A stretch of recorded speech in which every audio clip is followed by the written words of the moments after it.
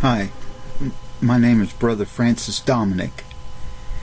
During King David's reign, the tabernacle, that's the movable tent that Moses had made, was erected at the high place in Gibeon.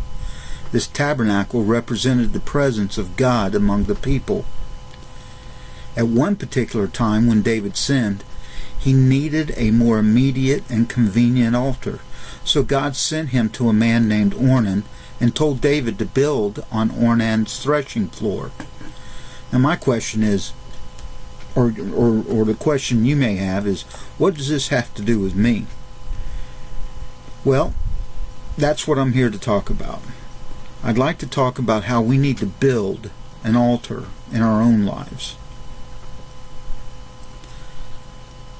1 Chronicles chapter 21 verse 26 says, "And David built there an altar to the Lord, and offered burnt offerings and peace offerings, and called on the Lord, and he answered him from heaven by fire on the altar of burnt offerings." This is the way they built altars in the days of the Old Testament. But thanks to Jesus, the sacrificial system is out. The need to go through Levitical priests to get to God is out. And the need to stand before a particular altar whenever I pray is out. However, even though all those things are out, the spirit of each part of David's worship is still necessary today. You see, my body is now the temple.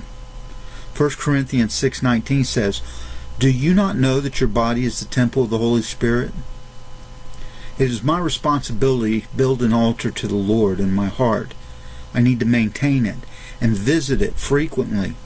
I take my sin, my sorrow, my faults, my failings to God at this altar and offer them as I would a burnt offering, letting God's fire consume them and reprove me.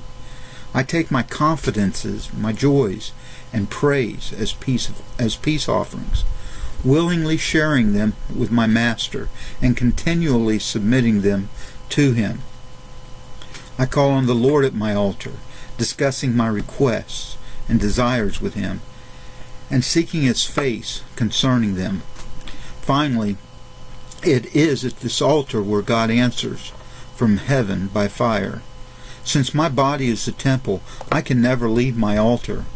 As I maintain altar consciousness and listen for God's voice, I will hear Him speak through His Word, through other Christian brothers and sisters, and even through observations of nature, which after all is the work of His hands. Consider these two verses. 2 Corinthians chapter 6, verse 16. "For we are the temple of the living God. As God has said, I will live with them and walk among them, and I will be their God, and they will be my people."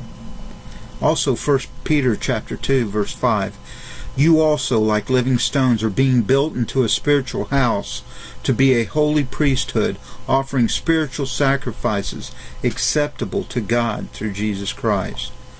I encourage you today to become altar conscious. If you're just starting out, build your heart's altar to the Lord by making a determination to spend daily time with Him. You may have to repair your neglected altar. That's all right. Just do it and take up where you left off. If you already spend regular times with God, keep it up.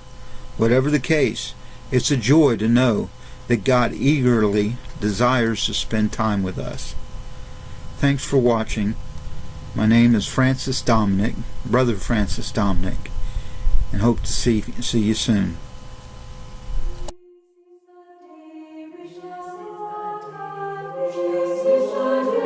Wish